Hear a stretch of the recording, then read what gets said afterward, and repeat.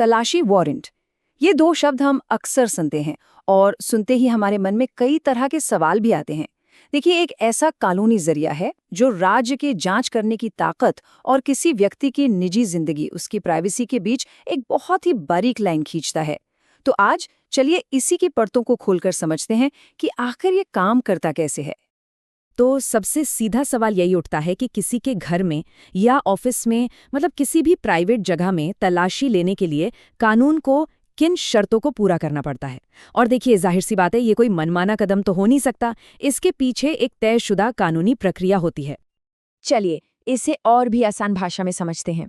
एक तलाशी वारंट असल में अदालत का दिया हुआ एक लिखित आदेश है।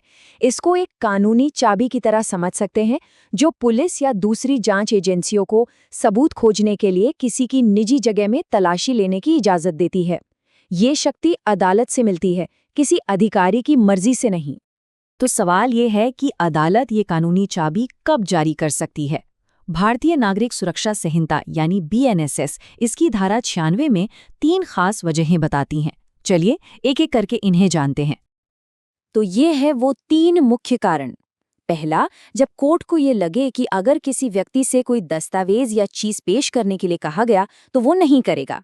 दूसरा, जब वो चीज जांच के लिए तो जरूरी है पर ये पता ही नहीं कि वो है किसके पास।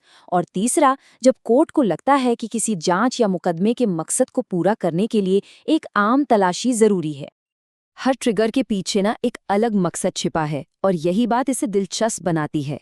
गैर अनुपालन का मतलब है कि अदालत को सहयोग की उम्मीद ही नहीं है। अज्ञात कब्जा तब काम आता है जब सबूत तो बहुत अहम है पर उसका ठिकाना ही नहीं मालूम। और सामान्य तलाशी ये अदालत को तब एक व्यापक शक्ति देती है जब उसे लगता है कि न्याय के हित में ऐसा करना जरूरी है। लेकिन क्या तलाशी लेने की ये शक्ति अनलिमिटेड है?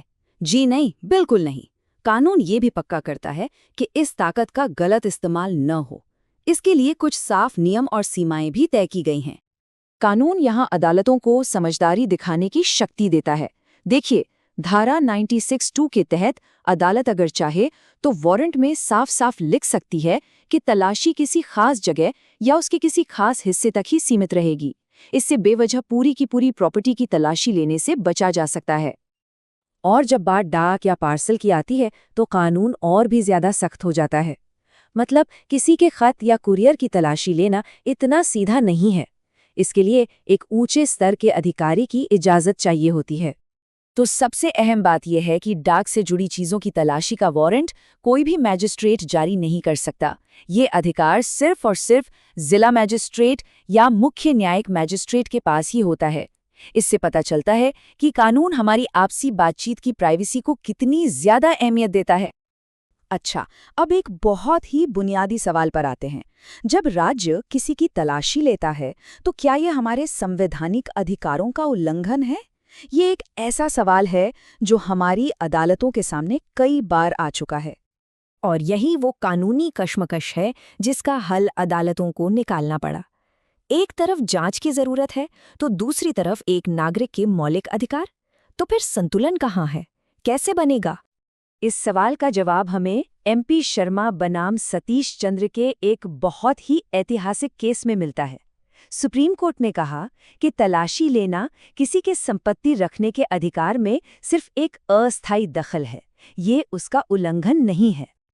और कोर्ट ने इसे कितने शानदार तरीके से परखा। कोर्ट ने साफ किया कि तलाशी लेना किसी को अपने ही खिलाफ गवाही देने के लिए मजबूर करना नहीं है, जो अनुच्छेद 23 का उल्लंघन होता। ये वही अधिकार है जो किसी को खुद के खिलाफ गवाह बनने से बचाता है, और नहीं ये संपत्ति के अधिकार पर कोई स्थायी रोक है। ये सिर्फ जांच के लिए एक जरूरी अस्थायी कदम है। अब तक हमने जो भी नियम समझे उनमें एक बहुत बड़ा ट्विस्ट आता है। एक ऐसी स्थिति है जहां वारंट के ये सामान्य नियम शायद लागू ही न हो। तो क्या कोई ऐसी भी परिस्थिति हो सकती है जहां बिना वारंट के तलाशी को भी कानूनी मान लिया जाए? ये सवाल हमें कानून के बहुत ही गंभीर पहलू की तरफ ले जाता है। और इसका जवाब है हाँ। सफ़ी मोहम्मद बनाम राजस्थान राज्य के मामले में कोर्ट ने कहा कि अगर मामला देश की सुरक्षा से जुड़ा हो, जैसे कि ऑफिशियल सीक्रेट्स एक्ट के तहत, तो बिना वारंट के ली गई तलाशी को अवैध नहीं माना जाएगा। तो चलिए इन दो बड़े फैसलों को एक बार फिर से जल्दी से देख लेते हैं। पहला, MP शर्मा केस। मुद्दा था, क्या तलाशी मौलिक अधिकारों का हनन है? और फैसला आया, नहीं, ये बस एक अस्थायी दखल है। दूसरा, सफ़ी मोहम्मद केस। सवाल था, क्या बिना वारंट की तलाशी कभी सही हो सकती है? जवाब मिला, हाँ, लेकिन सिर्फ तब जब मामला राष्ट्रीय सुरक्षा का हो। तो इस पूरी बातचीत का सार क्या है? सार ये है कि कानून तलाशी की शक्ति तो देता है, लेकिन उसे नियमों और सीमाओं में बांध कर रखता है। ये शक्ति नागरिक के अधिकारों और राष्ट्र की सुरक्षा के बीच एक बहुत ही नाजुक संतुलन पर टिकी हुई है। और आखिर में ये एक सवाल हम सबके लिए है, एक नागरिक की स्वतंत्रता और देश की सुरक्षा के बीच ये महीन रेखा आखिर कहाँ खींची जानी चाहिए? ये एक ऐसा सवाल है जिसका जवाब शायद वक्त और हालात के साथ बदलता रहता है।